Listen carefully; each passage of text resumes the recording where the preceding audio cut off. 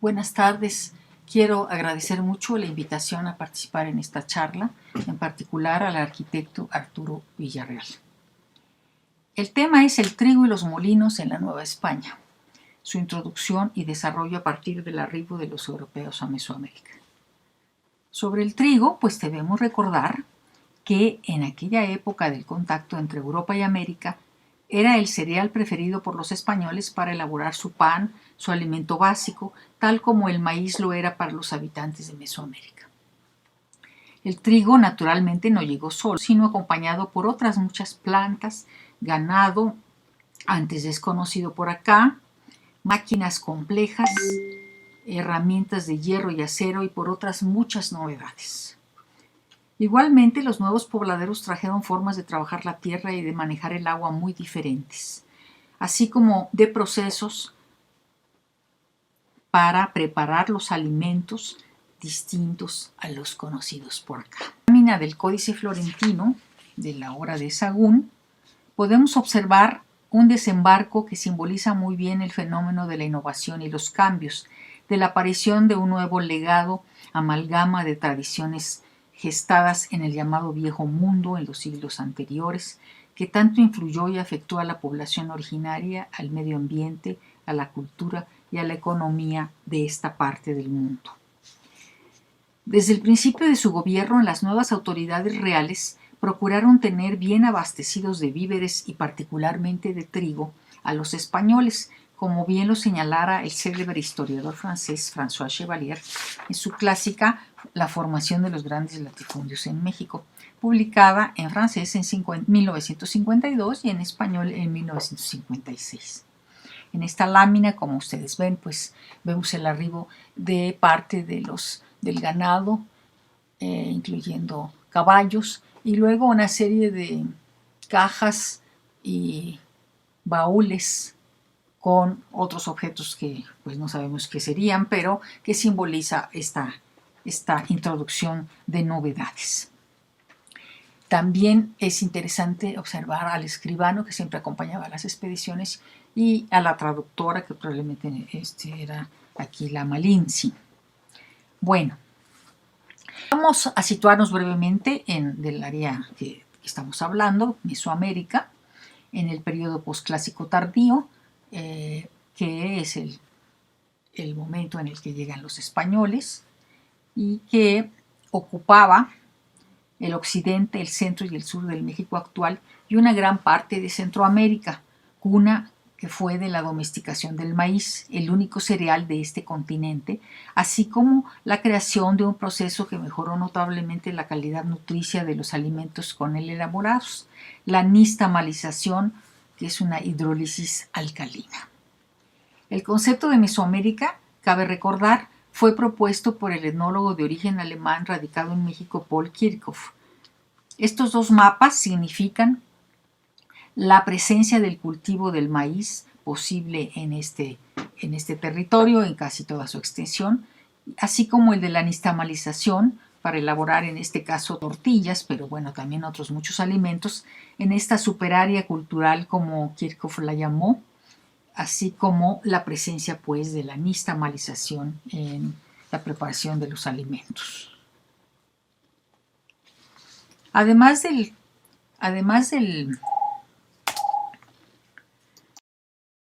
otra serie de especies, un conjunto amplio de especies domesticadas que el doctor Alejandro Casas de la ENES UNAM en Morelia señala que eran aproximadamente unas 220 con signos claros de domesticación y cerca de 1.200 que se encontraban bajo manejo silvícola.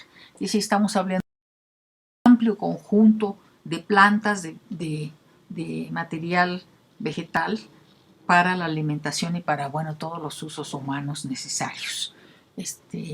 También conocemos con bastante detalle la forma de asociar estos cultivos en policultivo, preferentemente, a diferencia de muchos de cómo se cultivaba el trigo, por ejemplo, u otros cereales europeos traídos por los europeos.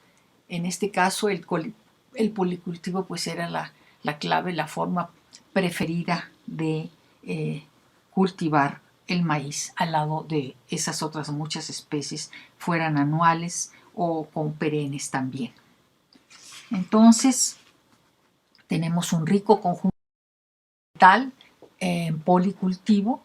Aquí en estas láminas podemos ver, por ejemplo, en la tierra fría de los Tolucas, en el valle del Valle de Toluca, pues el amaranto, el maíz y los frijoles. Y abajo en la tierra caliente de los Tlalhuicas, en el actual Morelos, de riego, vemos maíz, chile y algodón, así como frutales que ya incluyen en este caso uno introducido, el plátano.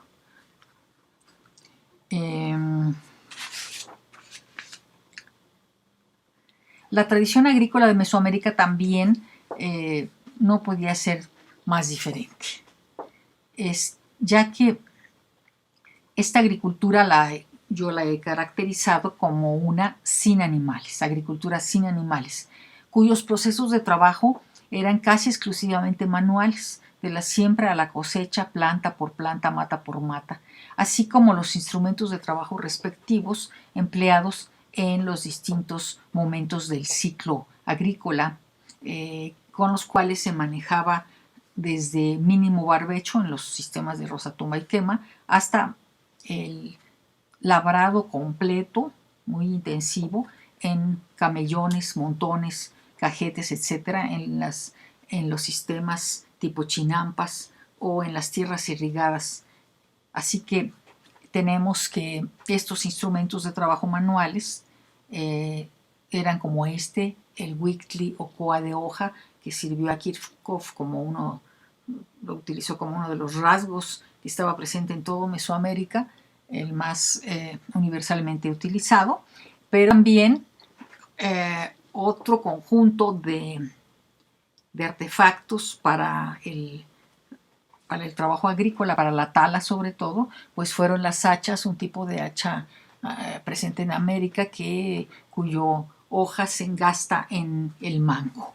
Entonces aquí tenemos representaciones en códices de varias regiones, maya y mixteco en este caso.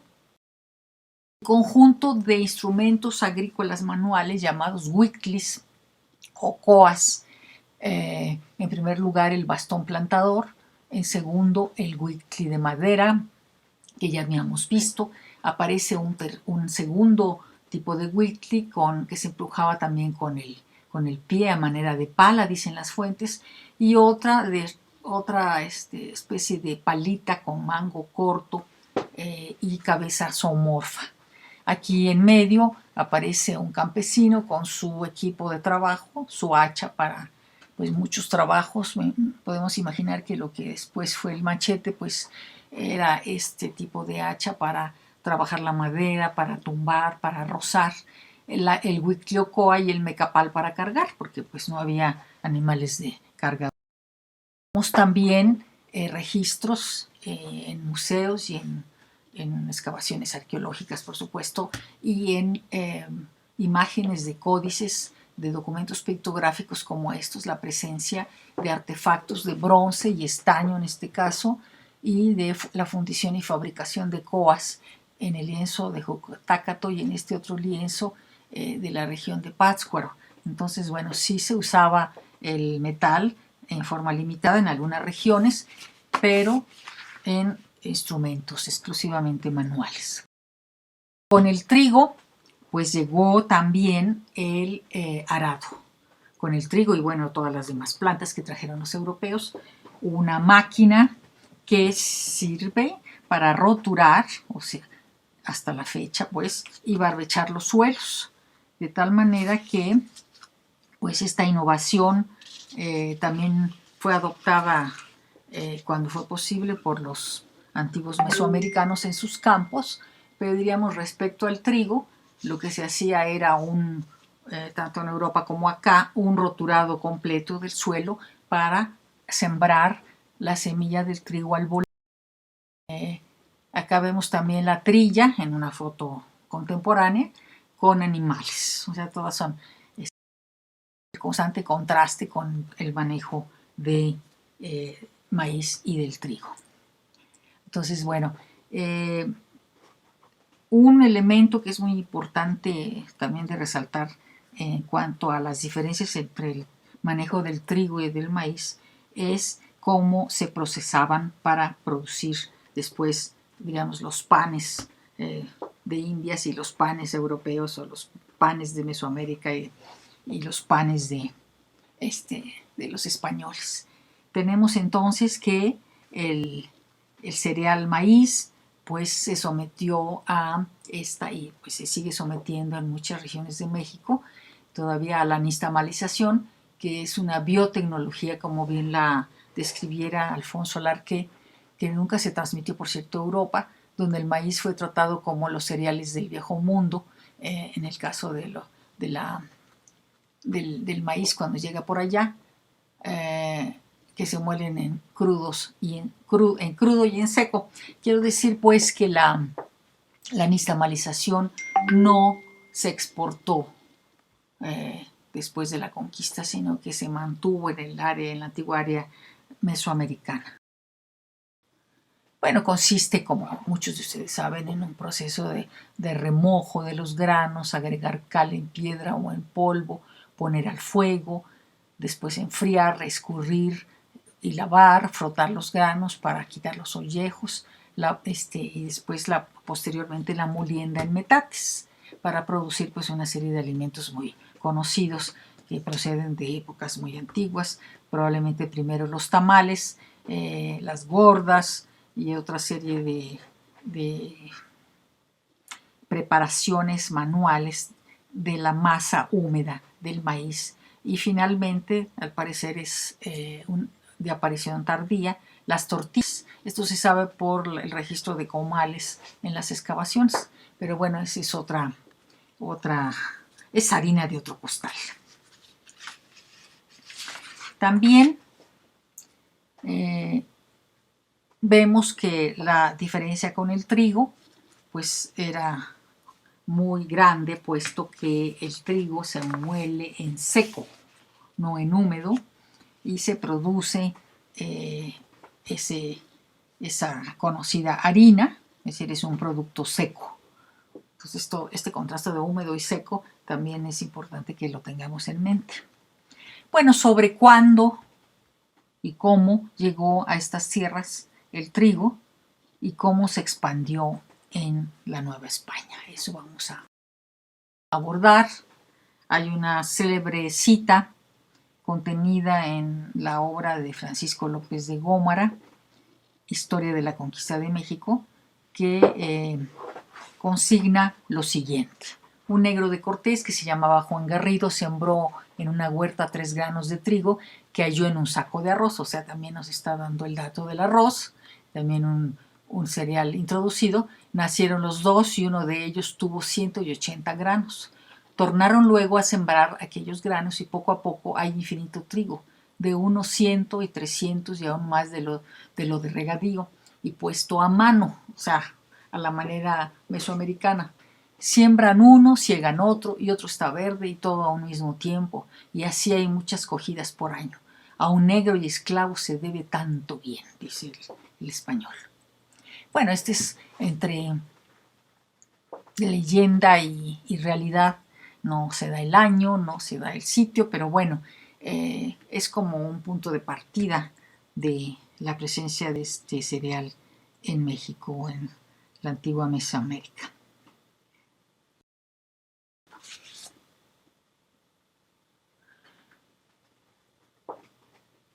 Antes de la llegada y arraigo del trigo en la Nueva España, se tenía que importar de las Antillas para elaborar acá el pan y el bizcocho, que no, el bizcocho pues no es el pan dulce, sino es un pan cocido 2 veces para quitarle completamente la humedad, que se utilizaba sobre todo en los viajes en los navíos para que no se pudriera. Esto lo registró Bernal Díaz del Castillo al referirse a la conquista del Pánuco en 1522. Cortés había mandado antes que partiese de México para ir a aquella entrada del Pánuco, de la Huasteca, que desde la Veracruz le enviasen un barco cargado con vino y vituallas y conservas de bizcocho y herraje, porque en aquella sazón no había trigo en México para hacer pan, o sea, no fue en forma inmediata, estamos hablando de 22, un poquitito después de la caída de Tenochtitlan. La situación de ausencia de trigo se prolongó hasta 1525, a juzgar por un relato del propio Bernal al referirse a los preparativos para otra expedición, ahora a las Cibueras, Honduras, a finales de 1524.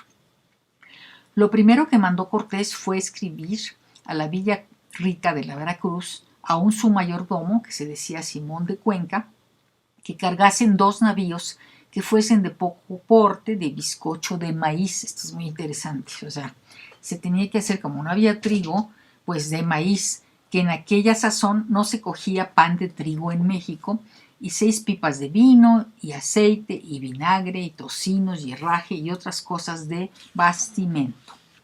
Esta menciona la elaboración de bizcocho hecho de maíz, es decir, pan cocido 2 veces, hecho con harina de maíz, resulta muy interesante, la verdad.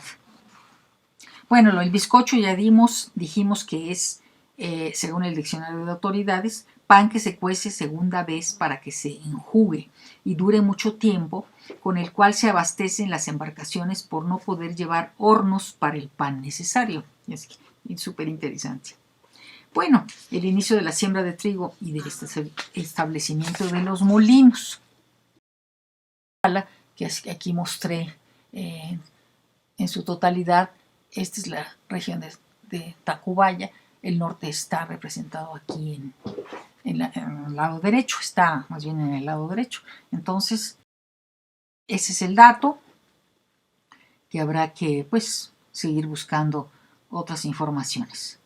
Pero ¿cómo se extendió el cultivo del trigo a lo largo y ancho de la Nueva España? Puede afirmarse que el cultivo del trigo caminó detrás de las campañas de conquista, convirtiéndose en uno de los elementos simbólicos donde se expresó la conquista, ya que al término de la acción militar y conforme el dominio colonial se consolidaba, parte de los espacios físicos de los cultivos mesoamericanos fueron ocupados por el nuevo cereal, por el nuevo grano, además de convertir a los campesinos en trabajadores obligados a sembrarlo y tributarlo, como en esta lámina, donde vemos al maíz arriba y el trigo abajo en parcelas para la tributación, y también los campesinos indígenas cultivarlo en las propiedades de los peninsulares, válidos del repartimiento forzoso de servicios personales, todo en aras de su alimentación, de su ganado y de sus empresas económicas, por supuesto. Entonces vemos esta muy interesante lámina del Códice de Otlaspan. Pasemos ahora a la parte más sustancial de esta charla. Se refiere al avance del trigo en el territorio de la Nueva España. Estos 3 mapas, Ignacio Gutiérrez Rubalcaba y yo, para esta investigación que está en curso, que nos hemos basado para ello en 3 fuentes históricas generales que enseguida mencionaré con más detalle. Entonces, esta es la lámina de resumen de los 3 mapas, 1548, 1550, lo señalado en rojo pues es el trigo, y este también del siglo XVI, de varias décadas después, y del siglo XVIII, este otro mapa que está basado en las fuentes aquí mencionadas, que vamos a ver con más detalle. No tenemos ninguna fuente similar para el siglo XVII. Hay otra serie de documentos, pero no alguno que permita esta visión de conjunto. Se basa en esta fuente. Hemos utilizado la edición ya revisada y reciente, hecha por René García Castro, de esta fuente de primer orden, que es de 1548-50, quiere decir no más de 30 años a partir de la conquista de Tenochtitlan. Se elaboró esta fuente con la información contenida en la suma, diríamos en los informes, para conocer la capacidad de tributación de los pueblos de la Nueva España y enlista 907 pueblos con sus sujetos. Lo primero que salta a la vista es que el cultivo de trigo a mediados del siglo XVI ya se realizaba en buena parte del territorio de la Nueva España, o sea, es una expansión bastante notable, con excepción, por supuesto, de la vertiente del Golfo y de la península de Yucatán, por obvias razones de carácter ambiental. El segundo hecho es que se sembraba sobre todo donde la población española había asentado sus reales, y en tercer lugar que su cultivo se realizaba incluso en áreas cuyas condiciones ambientales no siempre eran las adecuadas. Es decir, se forzó su cultivo en algunas áreas que después ya desaparecieron como áreas productoras de trigo. ¿Y qué se observa en este mapa? Bueno, la concentración en la altiplanicie central, seguida por Michoacán y la Nueva Galicia, provincias en donde la sociedad española logró consolidar su presencia rápidamente, pese a que en la Nueva Galicia el enfrentamiento con los grupos nativos de cazadores-recolectores fue muy complicado y sangriento, en las partes especialmente donde aún no se consolidaba la dominación española. Seguía Oaxaca, convertido rápidamente en un territorio dominado por los españoles, que si bien fueron pocos los que de ahí se establecieron, o sea, no se establecieron muchos españoles, a vivir, aunque sí lo hicieron en los valles centrales y en las tierras altas de la Mixteca, los numerosos pobladores indígenas propiciaron el desarrollo de las encomiendas en beneficio de los peninsulares, sumado probablemente a la adopción del trigo por aquellos, casi con seguridad, ¿no? Como veremos después. Una presencia singular del trigo es la de la costa del Pacífico, en este caso en Purificación, en Colima y en el Mar del Sur. La fuente indica que el trigo se sembró tanto de riego como de temporal, más o menos la mitad y la mitad, en la mitad y mitad de los pueblos, lo cual debió significar que en los pueblos... bueno, esto es muy importante. Lo cual debió significar que en la mitad de los pueblos cabeceras el trigo compitió por el agua y el espacio con los cultivos mesoamericanos, le hace sobre todo el maíz, mientras que en la otra mitad solo lo hizo por los terrenos. Por último, que el trigo no penetró en la planicie costera del Golfo ni tampoco en la península, o sea, se construyó con base en las relaciones geográficas, las famosas relaciones geográficas del siglo XVI, que acá pongo dos de las portadas de la edición magnífica de René Acuña, de las relaciones geográficas de 1579-80, mandadas a hacer por orden del rey Felipe II con el fin de conocer mejor sus dominios de ultramar.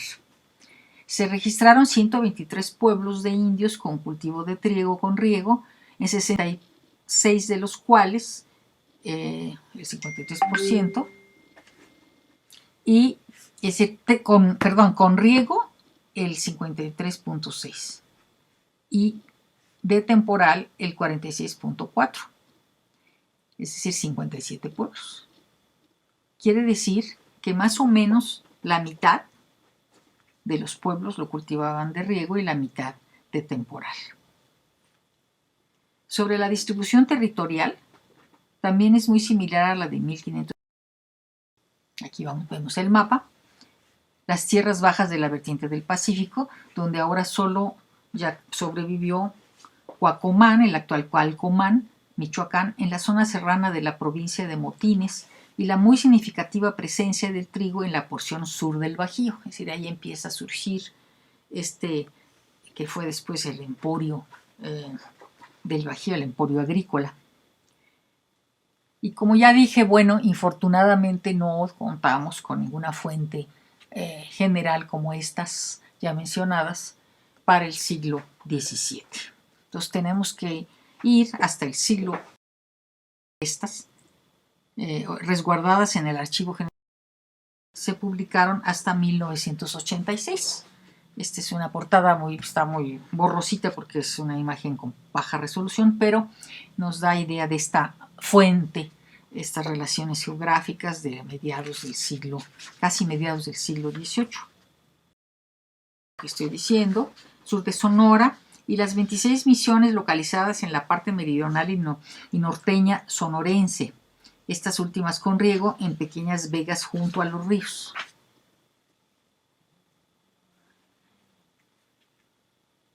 Bueno, aquí, hasta aquí el asunto de cómo se fue distribuyendo y cómo se fue expandiendo el cultivo del trigo en la época colonial en México. Ahora, buscamos. Bueno, me voy a quedar aquí. De nueva cuenta, Francisco López de Gómara nos ofrece la siguiente noticia y curiosa reflexión sobre las implicaciones culturales de la introducción de los molinos hidráulicos en tierras novohispanas. Cuando en México hicieron molino de agua, que antes no lo había, tuvieron gran fiesta los españoles y aún los indios, en especial las mujeres, que les era principio de mucho descanso. Bueno, es una cita curiosa, también sin fecha, como solía hacer López de Gómara.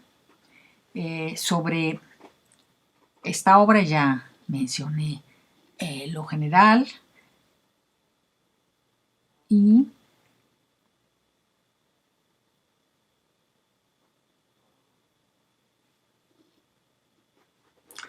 sobre en la nueva.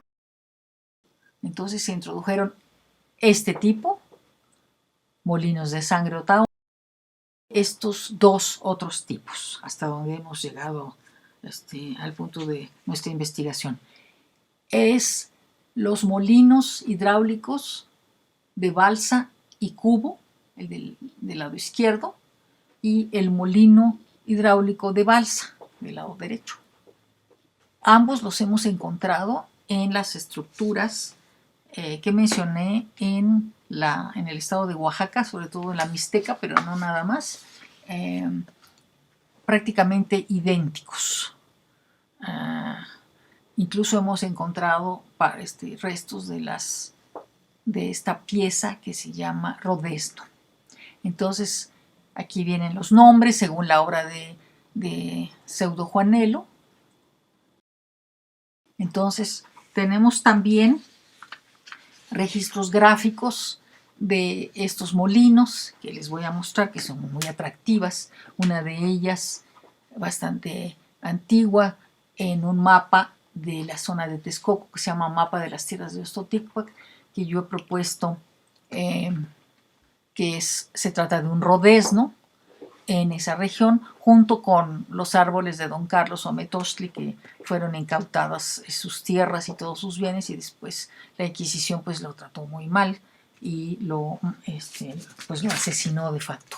Pero entonces aquí, como una especie de topónimo, se puso el rodezno de un molino. Entonces este es muy interesante, este hallazgo.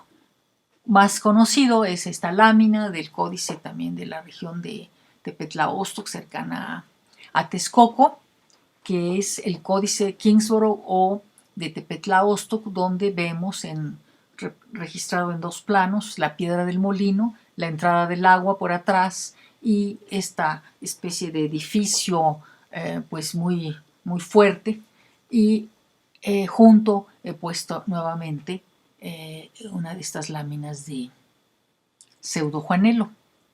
Pero tenemos otros registros que acompañan las mercedes que tanto poblados como particulares y corporaciones solicitaban a la Real Audiencia de los llamados heridos de molino.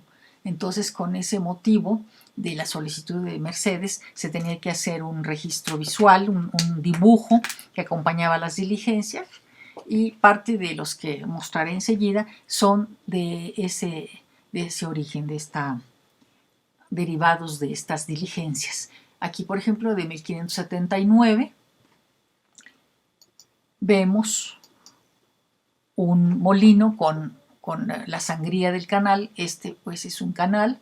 Aquí se ve el molino entrando y probablemente la cárcava. en un río afluente del Tula.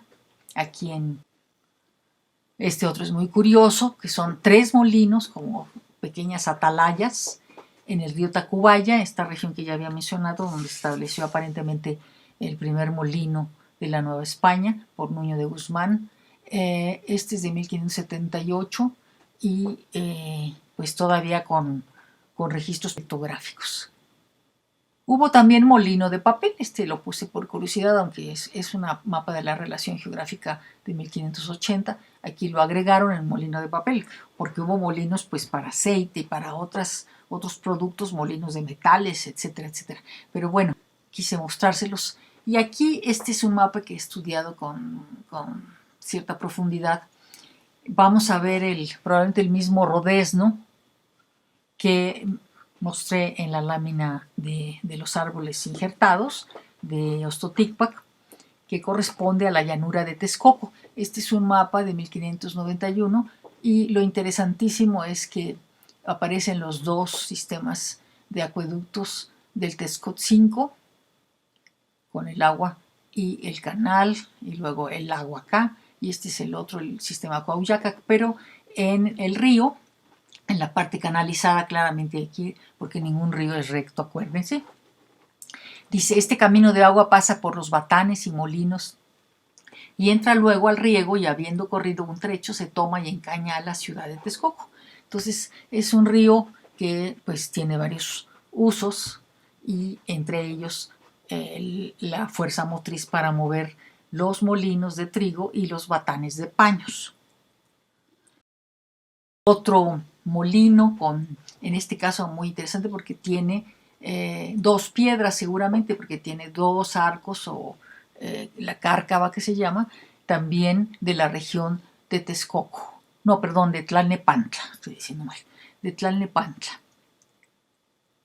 en la Cuenca de México, y este ya es del siglo XVII. O sea, perdón, sobre los ríos de esa región de Celaya y de Acámbaro y Yuriria-Púndaro,